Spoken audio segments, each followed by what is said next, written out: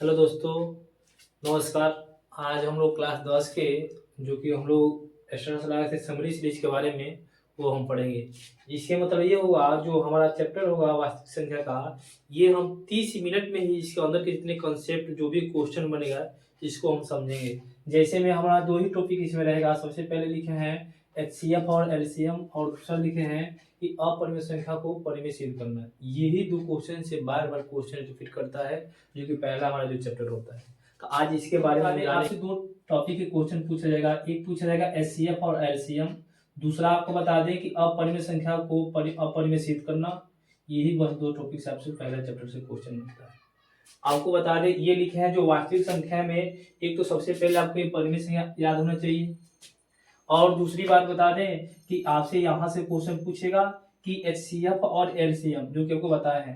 तो एचसीएफ और एलसीएम की बात करेगा तो आपको उभयनिष्ठ गुणनखंड यानी मालूम होना चाहिए, और ये सभी गुणनखंड की अधिकतम घात की। ये इसका मतलब समझ रहे हैं आप लोग। यानी एचसीएफ में जो होता है, एचसीएफ में उभयनिष्ठ गुणनखंडों की न्यूनतम घात वाले पदों का गुणनफल। इसका मतलब आपको हम समझा दें। जैसे अगर हम एचसीएफ निकाल रहे हैं तो एचसीएफ अगर निकाल रहे हैं तो उसमें जो हमारा होगा, जैसे आपको 2 पर और 2 लिखे हैं तो इसको बोलते हैं क्या, आधार। क्या बोलते हैं, आधार बोलते हैं। इसको बोलते हैं क्या, घात। तो क्या लिखे हैं, यानी आपके लिखे हम कि न्यूनतम घात वाले। न्यूनतम घात मतलब होता है, यानी आपसे बता दें कि छोटा क्या होता है, छोटा होता है। यानी जो छोटा घात वाला होगा उसी को हम लेंगे एचसीएफ में। और एलसीएम में लिखे हैं, आपसे हम क्या लिखे हैं, तो एलसीएम में बता दें, एलसीएम में लिखे हैं अधिकतम घात वाले। अधिकतम घात का मतलब होता है कि क्या होता है, आपका बड़ा होता है। यानी इसमें एलसीएम में जो बड़ा घात वाला होगा उसको हम लेंगे, और जब एचसीएफ निकालेंगे तो उसमें हम छोटा घात वाला निकालेंगे। और आपको बताया है जो हमारा ऊपर रहता है उसको हम घात बोलते हैं, और जो यहाँ नीचे रहता है उसको बोलते हैं आधार बोलते हैं। एक और आप लोग को मालूम चल जाए, ये आपको याद होना चाहिए। सबसे पहले ये आपका एक फॉर्मूला है जो कि लिखे हैं एचसीएफ, उन्हें क्या लिखे हैं, एलसीएम। ये ए और बी का मतलब जानिए क्या होता है। ए और बी कोई भी संख्या होगा, क्या होगा, कोई भी संख्या। ठीक है, ए जो है और बी है, ये कोई भी संख्या यहाँ पे दिया होगा, 1 2 5 कुछ भी दिया होगा, तो हम उसको क्या निकालेंगे, एचसीएफ निकाल लेंगे, और उसी का निकालेंगे एलसीएम निकालेंगे। और ए और बी यानी पहली संख्या और दूसरी संख्या, जो फर्स्ट दिया रहता है उसको बोलते हैं हम पहली संख्या फर्स्ट, और दूसरा दिया रहता है उसको क्या बोलते हैं, दूसरी संख्या। ठीक है, तो आपसे इससे कैसे क्वेश्चन बनेगा अभी हम आपको दिखा रहे हैं। ये आपको याद होना चाहिए। अगर ये याद नहीं रहेगा तो आपको हम बता दें कि अगर ये परिमेय नहीं याद रहेगा फिर से, तो जो ये सिद्ध करने वाले जितने क्वेश्चन रहेगा आपसे नहीं बन पाएगा। तो इसलिए आपको क्या होना चाहिए, ये परिमेय याद होना चाहिए। इस परिमेय का मतलब क्या है आपको एक लाइन में हम समझा रहे हैं, देखिएगा थोड़ा। लिखे हैं हम कि पी कामा ए स्क्वायर को विभाजित करता है। यानी अगर कोई भी संख्या, जैसे मान लीजिए अगर हम लिखे हैं पी बटा पी स्क्वायर बटा 2 लिख दिए, ठीक है, तो पी स्क्वायर बटा 2 लिखे हैं, तो ये बताइए जो 2 है क्या पी स्क्वायर को विभाजित नहीं कर रहा है, कर रहा है। ठीक है, तो अगर पी केवल रहेगा और तब नीचे 2 रहेगा, ये भी इसको विभाजित करेगा। वही हम परिमेय में लिखे हैं। यहाँ ए लिखे हैं, ए की जगह कोई भी अंक भी आ सकता है, ठीक है ना। तो लिखे हैं कि p कामा ए स्क्वायर को विभाजित करती है, तब p ए को भी क्या करेगा, विभाजित करेगा। ये आप लोग को अभी काम आएगा, जब इस टाइप के हम क्वेश्चन समझाएंगे तभी आप लोग को ये समझ में आएगा। तो आपको एक परिमेय भी याद होना चाहिए। अब आपसे ये दोनों टाइप से कैसे कैसे सवाल पूछा है बोर्ड में, चलिए आपको हम दिखाते हैं, ठीक है। तो अब उसके हिसाब से पहला जो टॉपिक है हमारा टाइप है एचसीएफ और एलसीएम। तो इसमें सवाल कैसे पूछा है आप लोग देख लीजिए। जैसे पहला हमारा एचसीएफ और एलसीएम से कैसे सवाल पूछेगा, तो पहला हम लोग सवाल लिखे हैं एक परिमेय संख्या और एक अपरिमेय संख्या का योग। योग माने आपको मालूम ही है, योग माने क्या होता है, योग माने क्या होता है, तो योग माने होता है जोड़, ठीक है ना। तो ये एक आपको क्या होना चाहिए, परिमेय संख्या और एक अपरिमेय संख्या। यानी परिमेय संख्या बोले तो 1/2, और अपरिमेय संख्या बोले तो हमारा √2 ले लेते हैं। इसको जब हम ऐड करेंगे तो क्या निकल के आ जाएगा, तो आप ऐड कीजिए, नीचे हो जाएगा हमारा 2 और हमारा 1 हो जाएगा और 2 अंडर रूट क्या हो जाएगा 2 हो जाएगा, जो कि ये हम क्या किए हैं जोड़े हैं देखा निकल का है। यानी हमारा पहला जो फर्स्ट है ये हमारा परिमेय संख्या है और जो हम सेकेंड लिए हैं ये हमारा अपरिमेय संख्या है। दोनों को जब ऐड किए हैं तो हमारा अपरिमेय संख्या निकल के आया है। तो हमारा ऑप्शन है ए बी सी डी। तो इसमें से दिया पहला परिमेय संख्या, दूसरा दिया है प्राकृतिक संख्या, तीसरा दिया है पूर्ण संख्या और क्या दिया है अपरिमेय संख्या। तो हमारा क्या निकल के आ गया है अपरिमेय संख्या निकल के आ गया है। तो हमारा आंसर ये हो जाएगा।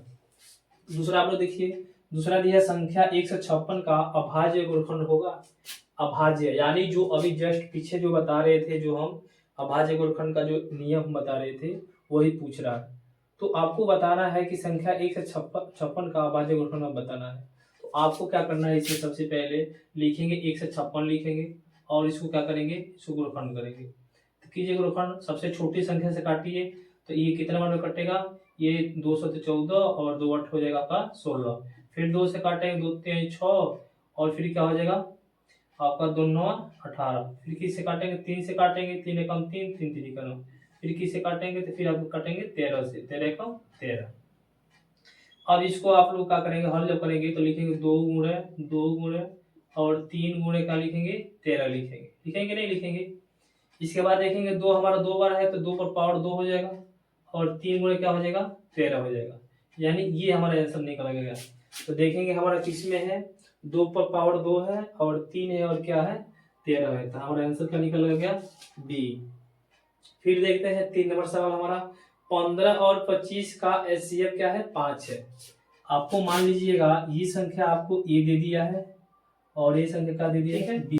अब आपसे यहाँ पहला टाइप के यानी जो यहाँ पूछा है, आपका सवाल पूछा है एचसीएफ और एलसीएम, ये हम सवाल आपको बता दिए। फिर से दोबारा देखिए और इसके सवाल है जो बोर्ड में पूछा है, इसको सवाल को हम देखते हैं कैसे हल करेंगे। जैसे मानिए कि इसमें कहा है अभाज्य गुणनखंड, जो कि अभी बता रहे थे हम अभाज्य, तो दिया है 96 और 404 क्या ज्ञात करना है हमको एचसीएफ ज्ञात करना है। लेकिन हम लोग यहाँ पे एलसीएम में निकालेंगे, देखेंगे कैसे निकालेंगे। तो सबसे पहले क्या करेंगे, हम लिखेंगे 96 और इसको क्या करेंगे गुणनखंड करेंगे।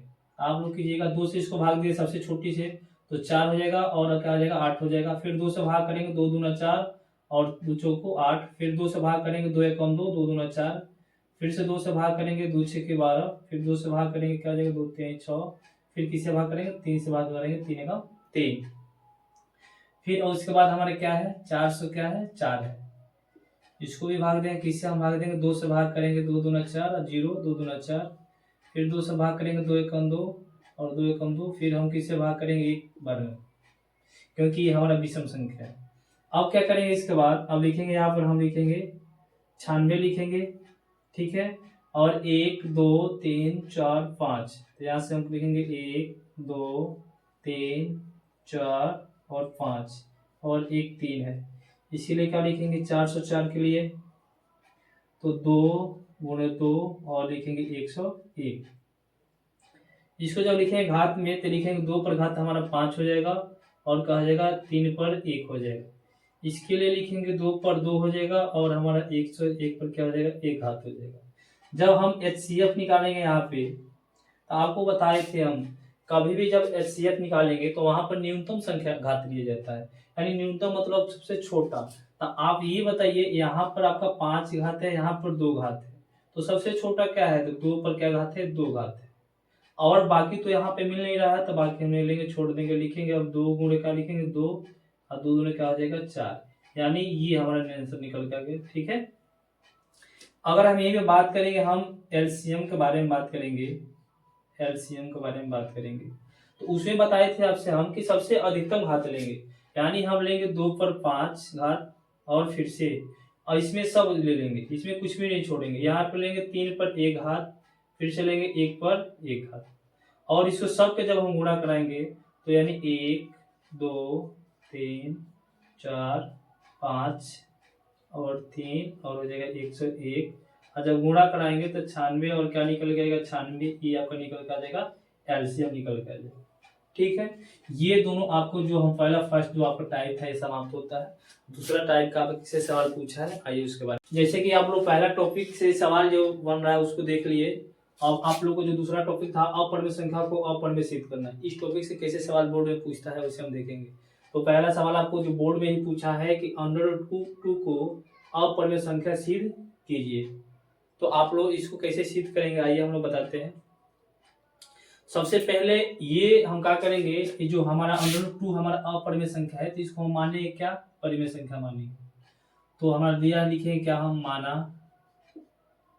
माना √2 क्या है, हमारा परिमेय संख्या है, परिमेय संख्या है, ठीक है ना। सबसे पहले हम माने हैं क्या, हमारा √2 क्या है, परिमेय संख्या है। तो हम क्या लिखेंगे, तो लिखेंगे तब √2 बराबर लिखेंगे P बटा क्या लिखेंगे, Q लिखेंगे।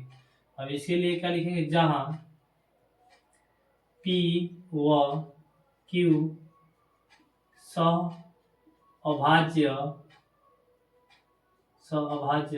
क्या है, अभाज्य पूर्णांक है,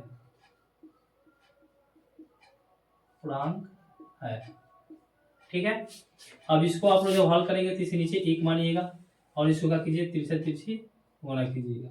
तो जो आप करेंगे तो क्या निकल के आएगा, तो निकल के आ जाएगा √2 और Q इक्वल टू क्या हो जाएगा, P हो जाएगा, ठीक है। इसके बाद नीचे लिखिएगा एक लाइन आप लोग कि दोनों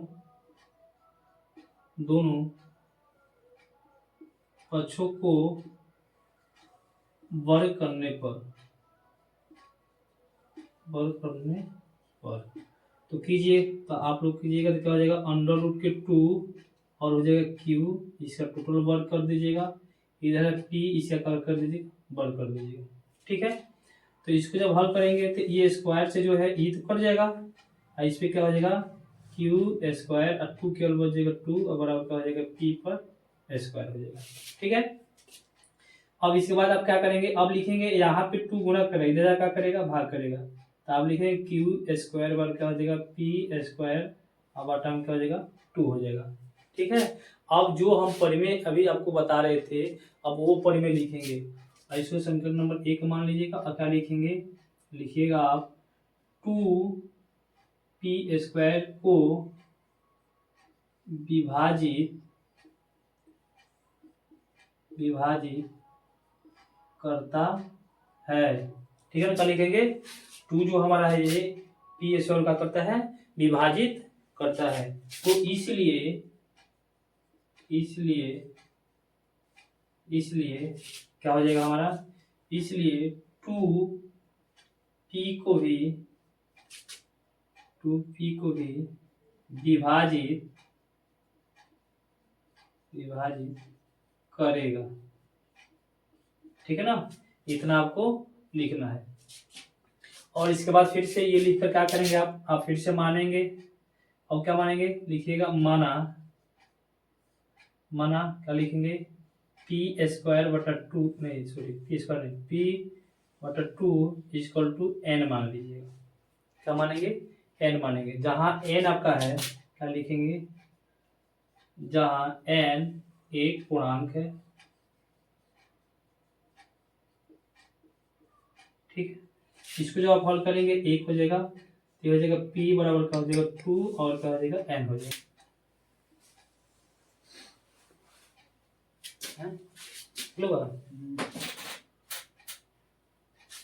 तो यहाँ पे आप लोग को हम बता दें कि मानेंगे कि माना P बटा 2 इक्वल टू क्या लिखेंगे N, जहाँ N का है एक पूर्णांक है।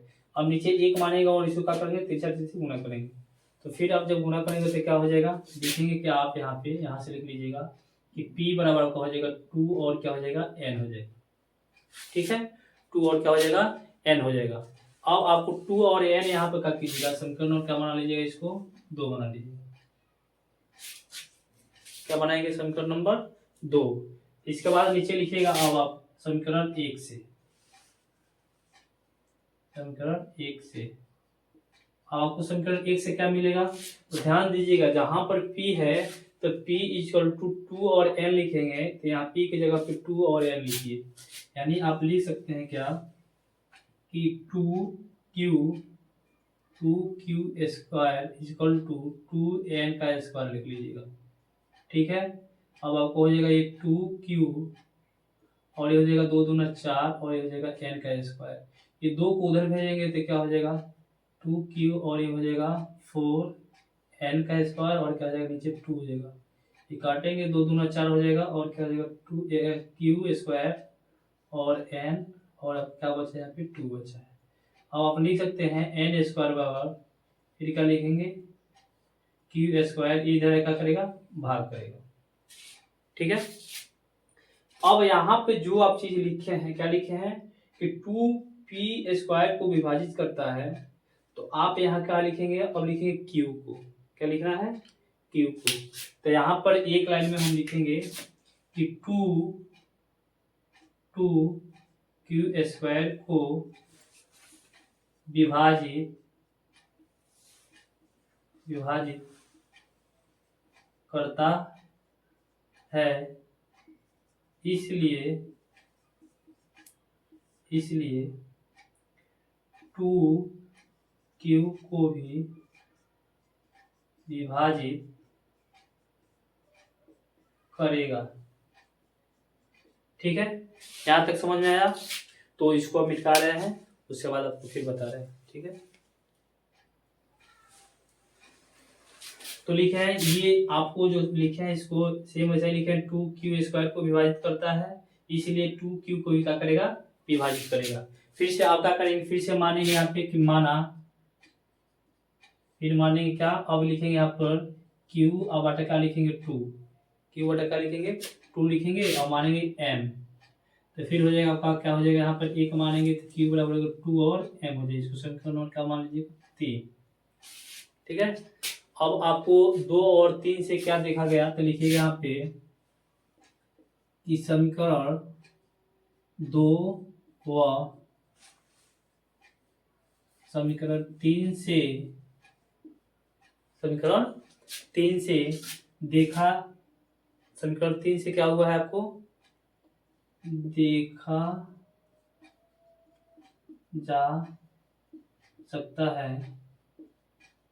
समीकरण 2 और 3 से देखा जा सकता है कि P और Q जो कि P और Q जो माने थे P और Q का सहअभाज्य यानी सहअभाज्य का मतलब होता है HCF। ठीक है ना, सहअभाज्य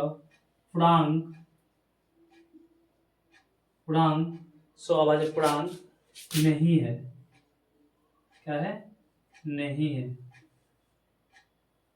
यानी आपको यहाँ पे समझ में नहीं आ रहा होगा सहअभाज्य मतलब क्या होता है। सहअभाज्य मतलब होता है आपका HCF। ठीक है ना, जो कि अब लिखिएगा यहाँ पे कामा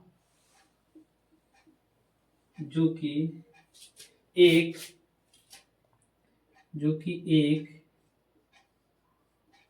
विरोधाभास मतलब होता है कि हम कोई भी चीज को क्या कर रहे हैं विरोध कर रहे हैं। ठीक है ना, विरोधाभास है। क्या है विरोधाभास है जो हमें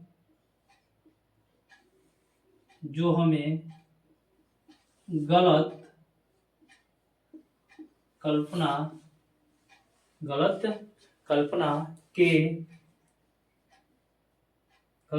के कारण प्राप्त हुआ है। ठीक है ना, अतः √2 अपरिमेय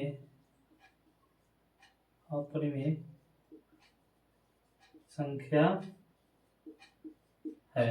ठीक है ना, आपको यही सिद्ध करना था। √2 क्या है अपरिमेय संख्या है, आपको यहाँ तक लाना है। उसके बाद समीकरण 2 और 3 यानी समीकरण 2 यहाँ पर है कि जो कि यहाँ पर समीकरण 2 से और समीकरण 3 से यानी ये सहअभाज्य का मतलब होता है आपका HCF।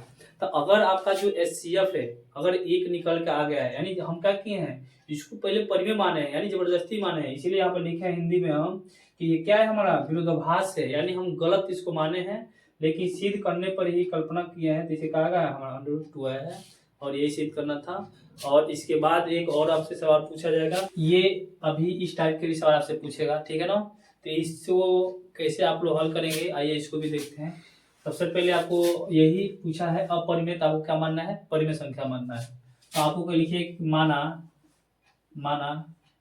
3 + √2 एक क्या है, परिमेय संख्या है, परिमेय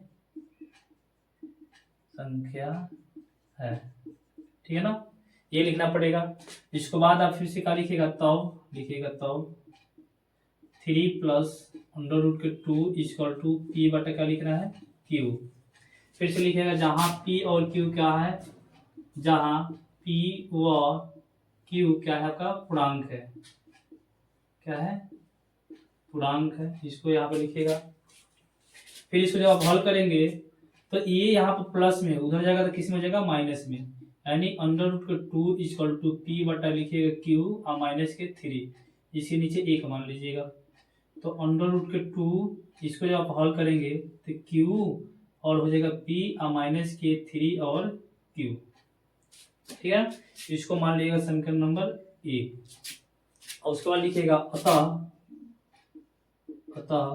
आपका क्या है, P और क्या है, Q तथा 3 है ना, ये क्या है, एक आपका परिमेय संख्या है, एक परिमेय संख्या क्या होगा, आपका परिमेय संख्या होगा, परिमेय संख्या होगी, जो कि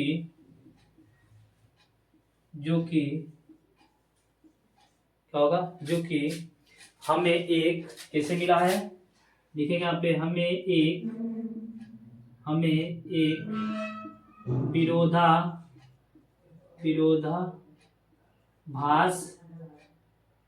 विरोधाभास यानी विरोधाभास में समझ रहे हैं आप लोग ना, तो ये बताया है कि यानी आप जो माने हैं परिमेय संख्या, इसको आप विरोध कर रहे हैं कि ये परिमेय संख्या नहीं है, विरोधाभास है, क्या है, विरोधाभास है, जो हमें गलत कल्पना यानी आप लोग गलत कल्पना किए, आप उसी को लिख रहे हैं, ठीक है ना। गलत कल्पना के कारण प्राप्त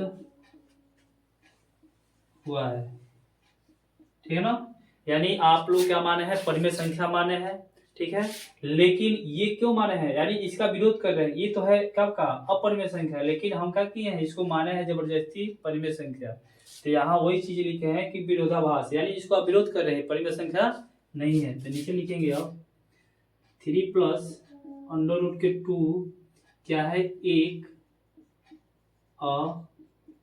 अपरिमेय संख्या है, ठीक है ना। यही आपको सिद्ध करना था, ये सिद्ध करके ला दिए।